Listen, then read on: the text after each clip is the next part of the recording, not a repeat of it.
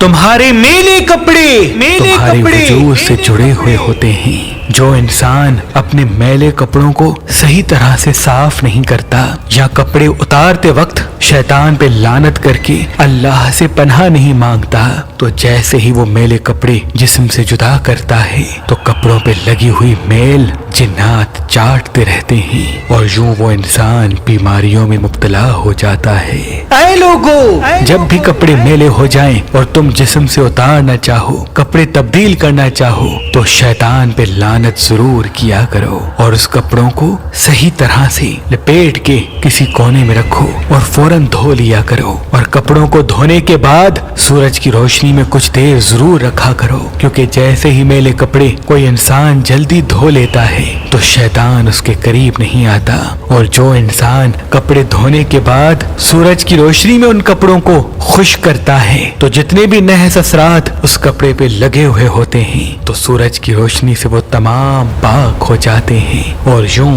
जब वो इंसान उन कपड़ों को फिर से पहनता है तो वो इंसान के लिए मुबारक बन जाते हैं। और जो इंसान मेले कपड़ों को किसी कोने में फेंक देता है या देर से धोता है या धोने के बाद सही तरह से सूरज की रोशनी उन कपड़ों पे नहीं लगाता है, तो जैसे ही वो कपड़े फिर से पहनेगा बीमारियों, परेशानियों और कामों में रुकावटें पाएगा और अपने हाथों से ही अपने सेहतों कामों को तबाह कर देगा।